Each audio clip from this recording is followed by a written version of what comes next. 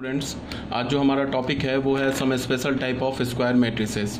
ठीक है, अब देखो ये क्या है कि ये जो अभी मैं तुम्हें 3 4 5 टाइप के कुछ स्क्वायर मैट्रिसेस बताऊंगा, वो क्या है कि वो बोर्ड के पॉइंट ऑफ व्यू से तो इम्पॉर्टेंट नहीं है। बोर्ड के पॉइंट ऑफ व्यू से क्या मतलब हुआ कि बोर्ड में नहीं आता है। ठीक है, तो हाँ, लेकिन ये जेई मेंस और जेई एडवांस के लिए बहुत इंपॉर्टेंट है।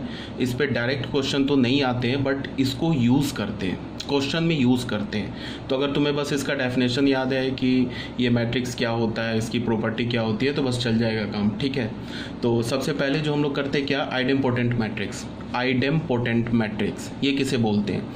इसमें मैंने क्या लिखा है, square matrix A is equal to A I J of order n is called idempotent if A square is equal to ए।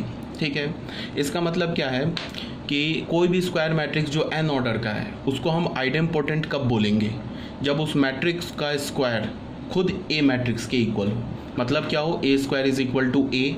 अगर ऐसा कोई भी मैट्रिक्स है तो उसे हम क्या बोलेंगे, आइडेम्पोटेंट मैट्रिक्स बोलेंगे। ठीक है, ये इसका डेफिनेशन था। अब प्रॉपर्टीज़ में आ जाओ। प्रॉपर्टीज़ में क्या है कि इफ़ ए इज़ आइडेम्पोटेंट, पहली प्रॉपर्टी है first property, if A is idempotent then A cube क्या होगा। ए क्यूब को हम कैसे लिख सकते हैं, ए स्क्वायर इंटू ए। ठीक है, अब फिर ए स्क्वायर को क्या लिख सकते हैं, A, because A square is equal to A. ये तो आइडेम्पोटेंट का प्रॉपर्टी हो गया। तो फिर क्या हो जाएगा, यहाँ ए लिख दिया तो फिर ये हो जाएगा ए इंटू ए, तो फिर ये बन जाएगा A square. Again A square is A, तो ए क्यूब क्या मिला हमें, ए। फिर ए टू द पावर 4 पे आ जाओ। ए टू द पावर 4 को क्या लिखोगे, A to the power 3 into A. A to the power 3 का वैल्यू क्या होगा, अगेन अभी हमने ऊपर कैलकुलेट किया ए, तो यहाँ लिख दिया ए, तो ए इंटू ए, फिर ये ए स्क्वायर हो गया, again A square is A. Similarly A to the power 5 is A and so on. तो हम क्या बोलेंगे, if A is idempotent matrix, अगर हमारा मैट्रिक्स ए आइडेम्पोटेंट है तो A to the power m is equal to A, where m is any natural number. ठीक है, तो इसको तुम कैसे समझ सकते हो कि जैसे कि अगर तुमने m का वैल्यू 1 लिखा तो भी ये सेटिस्फाई कर जाएगा, a to the power 1 is equal to a to the power 1। Clear है? अगर तुमने m का वैल्यू 2 रखा तो a to the power 2 is equal to a, ये तो आइडेम्पोटेंट का प्रॉपर्टी आ गया। अगर तुमने a टू द पावर 3 रखा तो क्या हो जाएगा, a to the power 3 is equal to a, अभी बताया। a टू द पावर 4 रखा एंड सो ऑन। ठीक है, बहुत सिंपल से बात है। अब ये तो हो गया हमारा फर्स्ट प्रॉपर्टी। ठीक है, अब सेकेंड प्रॉपर्टी पे आ जाओ। यहाँ क्या लिखा है कि if A square is equal to A, हमारा जो मैट्रिक्स है ना, ए आइडेम्पोटेंट है तो A square is equal to A होगा। ठीक है, ये तो आइडेम्पोटेंट का डेफिनेशन हो गया। तो फिर हमने क्या किया, दोनों साइड मॉड ले लिया। तो यहाँ से क्या हो जाएगा, mod of A square is equal to mod of A. फिर क्या हो जाएगा, ये मॉड का मतलब डिटर्मिनेंट ऑफ ए। तो यहाँ से क्या होगा, determinant of A whole square is equal to determinant of A. ये प्रॉपर्टी लग गई। ये ऑलरेडी मैंने बता रखा है कि किसी मैट्रिक्स का nth पावर लेके डिटर्मिनेंट लो या डिटर्मिनेंट लेके nth पावर लो, बात बराबर है। ठीक है, तो ये क्या हो गया, ये तो एक रियल नंबर हो गया ना। ये तो ऐसे लिखा है ना, x square is equal to x. तो अगर जब भी x square is equal to x लिखा होगा तो एक्स के क्या कितने वैल्यूज़ आएंगे, 2 वैल्यूज़ आएंगे, 0 एंड 1। तो यहाँ से हमने क्या किया, इसको लेफ्ट हैंड साइड मिलेगा मॉड ए को। तो यहाँ से हमें क्या मिल गया, determinant of A minus determinant of A is equal to 0।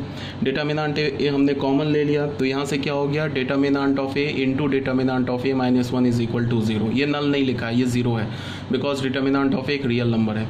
तो यहाँ से किस फॉर्म का आ गया, ये x into y is equal to 0। तो हम क्या बोलते हैं, x इज इक्वल टू 0 और y इज इक्वल टू 0। तो यहाँ से हमें क्या पता चला, determinant of a is equal to 0 और determinant of a is equal to 1। Hence determinant value of an idempotent matrix is इधर 0 और 1।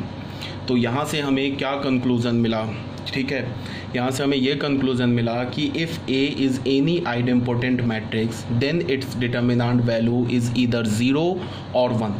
2 नहीं हो सकता, 3 नहीं हो सकता, -1 नहीं हो सकता।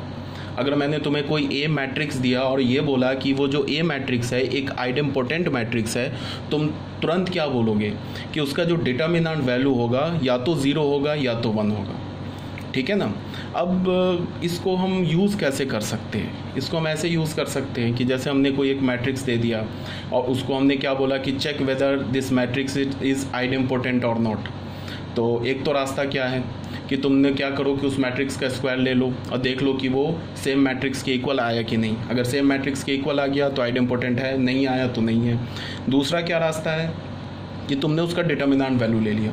तो डिटर्मिनेंट वैल्यू लिया, अगर मान लो -2 आ गया तो तुमने उसी वक्त उसे रिजेक्ट कर दिया, बोला कि this matrix can not be idempotent because it's determinant value is -1।